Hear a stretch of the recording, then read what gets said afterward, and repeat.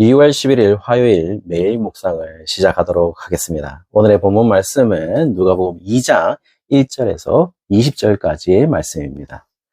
특별히 2장은 예수님의 탄생 시기를 알 수 있게 설명해 주고 있습니다. 1절에 보시면 가이사 아구스토가 영을 내려서 천하에 호적을 해야 된다라는 것이 나오고 있고, 2절에 보시면은 호적 이 등록이 수리아 총독으로 구레뇨가 있을 때다라고 이야기를 해주고 있습니다.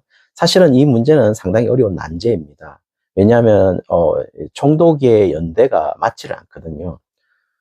오늘은 특별히 그냥 묵상하는 것이기에 묵상하기를 이 본문만의 의미만을 가지고 묵상하기를 원합니다. 어려운 난제는 제가 다시 한 번 더 이 구교의 유튜브 채널에 그 해석의 문제를 짧은 시간으로 이렇게 다루어 볼 수 있도록 하겠습니다. 어쨌든 오늘 호적을 등록하기 위해서 요셉도 이제 갈릴리 나사렛에서 유대를 향하여 베들레헴으로 동네로 가고 있습니다. 그리고 약혼하고 임신한 이 마리아와 함께 호적하러 갔음을 이야기를 해주고 있어요. 그리고 이 와중에 베들레헴에 있는 이제 동안에 아기를 낳게 되고, 그 첫 아들을 낳아서 포대기에 싸서 구유에 눕혔는데, 구유에 눕힌 이유는 뭐냐면 그 여관에 빈방이 없었기 때문이다, 이렇게 말을 하고 있습니다. 지금까지의 설명은 이제 예수님이 태어나시는 사실적인 묘사를 다루고 있습니다. 이제 8절부터 보시면은 이런 사실적인 묘사를 통한 예수님의 태어난 소식이 목자들에게 들려주고 있다라는 사실을 얘기를 해주고 있어요. 그리고 천사들이 나타나고 천사들이 예수님의 나심을 알리는 것이죠. 그리고 11절에 그 주님을 그리스도 주님이라 이야기를 하게 됩니다. 특별히 천사들이 말하는 내용이 나옵니다. 그 말하는 내용이 11절에 보시면은 예수님의 태어나심이 너희를 위한 것이다 라고 말을 하고 있습니다. 그래서 목자들을 위해서 예수님이 다윗의 마을에 나셨다라고 말을 하고 있다는 거죠. 그리고 12절에 보시면은 구유에 누워있는 아기를 볼 것인데 이것이 너희에게 표적이다, 이렇게 말을 하고 있습니다. 14절에 보시면은 예수님의 나심이 어떤 중요성을 지니는지를 말을 해주고 있거든요. 지극히 높은 곳에서는 하나님께 영광이요, 땅에서는 하나님이 기뻐하시는 사람들 중에 평화다, 이렇게 말을 하고 이 천사들이 찬양하는 장면이 나옵니다. 우리가 예전에 새벽송이 있어서 새벽송을 부를 때 이것을 외쳤죠. 어떻게 보면 이 높은 곳은, 지극히 높은 곳은 이 하나님께 영광을 돌릴 수 있습니다.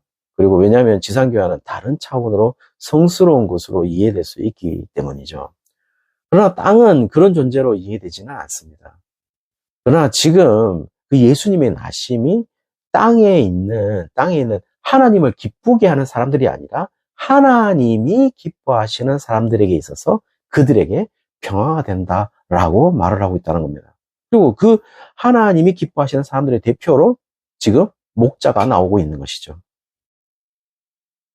어쩌면 당대 그 헬라 철학이 팽배했던 그 시절이기 때문에 땅에 있는 세속적인 것들이 있고 하늘은 성스러운 것들이 있어서 마치 그 성스러운 것이 있다는 그 세속의 이 구분, 성속의 구분들이 있는 이원론에 대한 해석들을 지금 예수님의 나심이 완전히 뒤집고 있는 것이죠.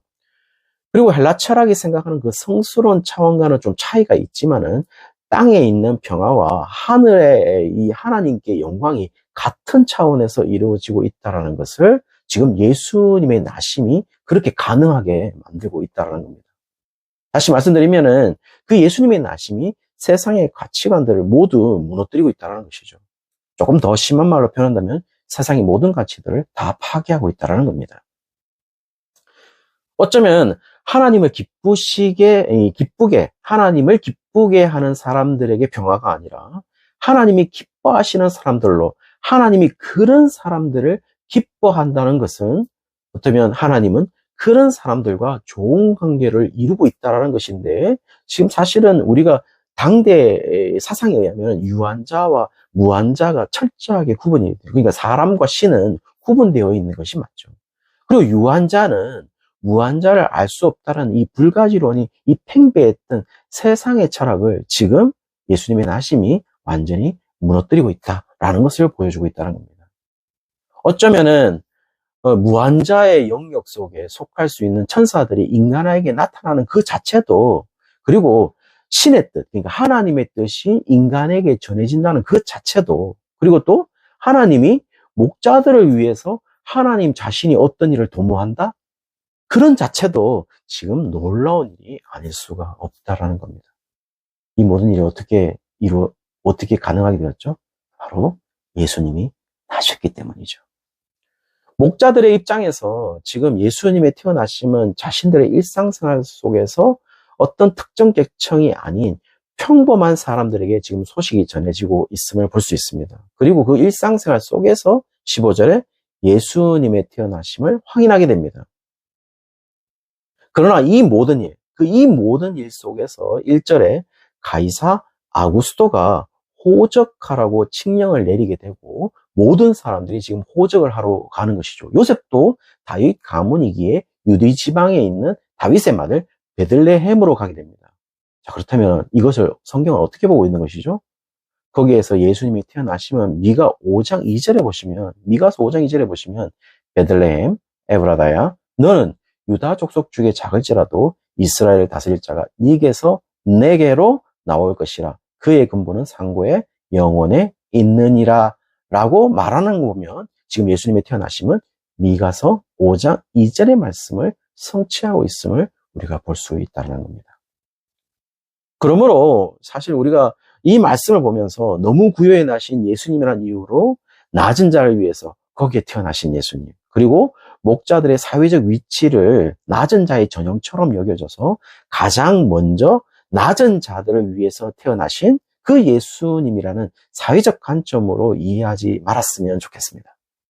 만약 더 낮은 자들을 찾아야 된다면 정말 가난한 자들이나 과부들이나 죄인들의 전형이라고 할 수 있는 자들에게 가장 먼저 경험하게 된다면 사회적으로나 지금 이 이야기가 더 감동으로 선사할 수 있었음에도 불구하고 지금 성경 본문은 그렇게 하고 있지 않다라는 것입니다. 그리고 더욱이 당시에 그 목자에 대한 개념이 그리 부정적이지 않습니다. 성전의 재물을 키우는 자들이기 때문에 그들에 대한 인식이 그래 부정적이지 않죠. 그리고 또 양을 인도하는 목자가 당시 지도자의 표상처럼 유비를 이루고 있기 때문에 그래 부정적으로 보여지지는 않습니다. 지금 목자들은 자신의 일상생활 속에서 예수님의 태어나심의 소식을 듣고 있습니다. 그들은 천사들이 말한 것처럼 그냥 아기가 아니라 그리스도 주님이 나셨다는 사실들을 받아들이고 있다는 것이죠. 그것을 또 확인하고 또 믿었다는 사실을 얘기를 하고 있습니다.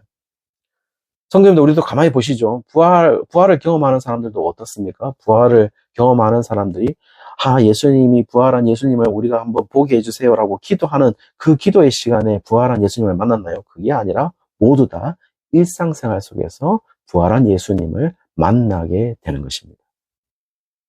부활한 예수님을 일상생활에서 만나게 되듯이 예수님의 태어나심도 지금 목자들이 일상생활 속에서 지금 경험하고 있다는 것이죠.